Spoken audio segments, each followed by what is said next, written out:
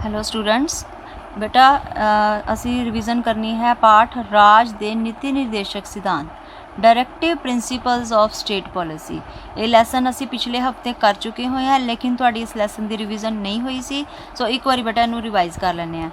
सब तो पहला देखो, तुहानू टैस्ट विच भी क्वेश्चन आया सीगा कि राज दे नीति निर्देशक सिद्धांत संविधान के किहड़े भाग विच जिहड़े हन जिन्होंने रखा गया संकलित किए गए हैं।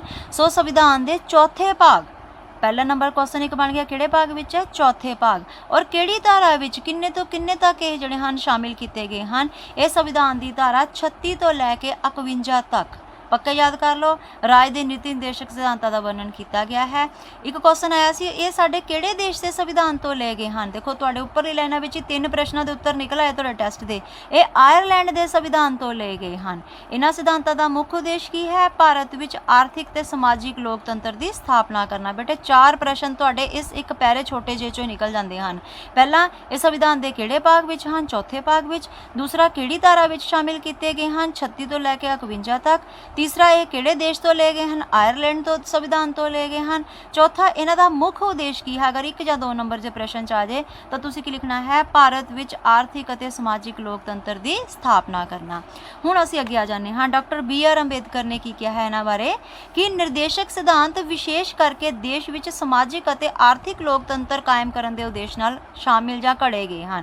क्लीयर हो गई? यही लाइन तुहानूं उपर दसी सी। ये डेफिनेशन वेरी इंपॉर्टेंट है, तुसीं चंगी तरह याद कर लैनी है कि देश विच आर्थिक अते समाजिक लोकतंत्र। हुण इहदे च राजनीतिक शब्द नहीं आ रहा है। राजनीतिक लोकतंत्र किहड़ा हुंदा, जिहड़ा लोकां नूं वोट दा अधिकार दे प्रति जोर दिंदा है, इह उहदी गल नहीं हो रही है। समाजिक ते आर्थिक लोकतंत्र जिहदे विच समानता होवे, सारिआं नाल समान व्यवहार किया जाए, सारिआं नूं समान अधिकार मिलन, उस दे उद्देश्य दे लई इह कायम कीते गए हैं।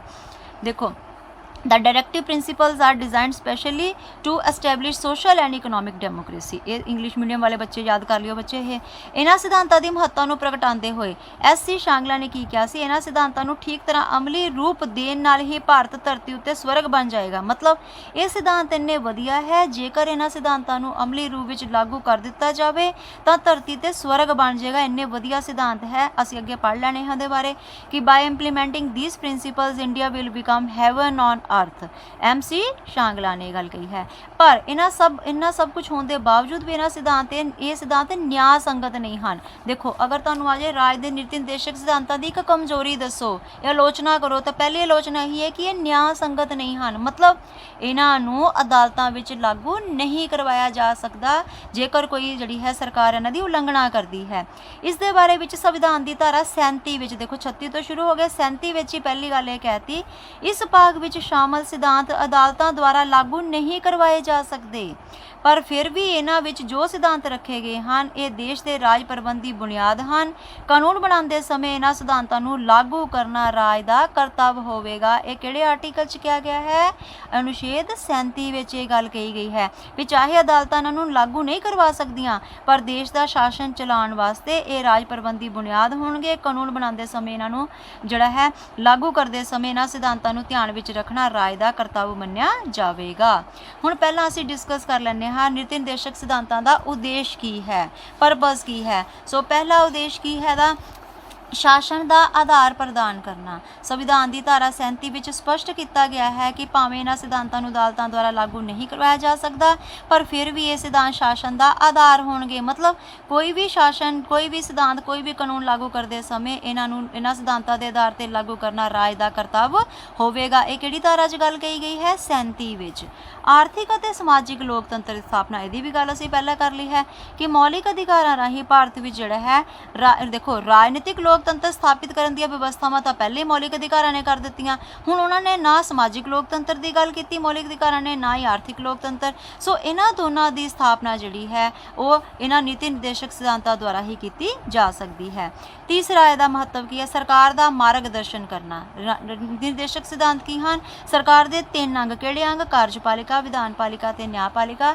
इन्हां तिन्नां अंगां दे जिहड़े हन झगड़ियां दा निपटारा करते हैं, इन्हां दा मार्गदर्शन करते हैं। ये सिद्धांत जिहड़े ਹਨ ਅਪਣਾਏ ਜਾਣ ਵਾਲੇ ਅਧਿਆਏ ਵਿੱਚ ਸ਼ਾਮਿਲ ਕੀਤੀਆਂ ਜਾਣ ਵਿਵਸਥਾਵਾਂ ਨੂੰ ਨੀਤੀਆਂ ਬਣਾਉਣ ਸਮੇਂ ਸਰਕਾਰ ਜਿਹੜੀ ਹੈ ਇਹਨਾਂ ਸਿਧਾਂਤਾਂ ਦੇ ਆਧਾਰ ਤੇ ਹੀ ਕੰਮ ਕਰੇਗੀ। ਮਤਲਬ ਇਹ ਸਰਕਾਰਾਂ ਦਾ ਕੀ ਕਰਦੇ ਹਨ, ਮਾਰਗਦਰਸ਼ਨ ਕਰਦੇ ਹਨ। ਚੌਥੀ ਦੇਖੋ ਇਹਦੀ ਮਹੱਤਵ ਕੀ ਹੈ, ਭਾਰਤ ਨੂੰ ਕਲਿਆਣਕਾਰੀ ਰਾਜ ਬਣਵਾਉਣਾ। ਇਹ ਨਿਰਦੇਸ਼ਕ ਸਿਧਾਂਤ ਭਾਰਤ ਨੂੰ ਕਲਿਆਣਕਾਰੀ ਰਾਜ ਬਣਾਉਣ ਦੇ ਵੱਲ ਜਿਹੜੇ ਹਨ ਉਹ ਲੈ ਕੇ ਜਾਂਦੇ ਹਨ। ਜੇਕਰ ਵਾਸਤਵਿਕ ਅਰਥਾਂ ਵਿੱਚ ਇਹਨਾਂ ਨੂੰ ਲਾਗੂ ਕਰ ਦਿੱਤਾ ਜਾਵੇ ਤਾਂ ਪਹਿਲੇ ਉਹੀ ਗੱਲ ਹੋ ਗਈ ਕਿ ਧਰਤੀ ਤੇ ਸੱਚਮੁੱਚ ਹੀ ਕੀ ਬਣ ਜਾਏਗਾ, ਸਵਰਗ ਬਣ ਜਾਏਗਾ। ਪੰਜਵਾਂ ਇਹਦਾ ਕੀ ਉਦੇਸ਼ ਹੈ, ਸਮਾਜਿਕ ਤੇ ਆਰਥਿਕ ਨਿਆਂ ਪ੍ਰਦਾਨ ਕਰਨਾ। ਭਾਰਤ ਦੇ ਨਾਗਰਿਕਾਂ ਨੂੰ ਸਮਾਜਿਕ ਤੇ ਆਰਥਿਕ ਨਿਆਂ ਪ੍ਰਦਾਨ ਕਰਨਾ ਇਹਨਾਂ ਉਦੇਸ਼ ਸਿਧਾਂਤਾਂ ਦਾ ਮਹੱਤਵਪੂਰਨ ਉਦੇਸ਼ ਹੈ।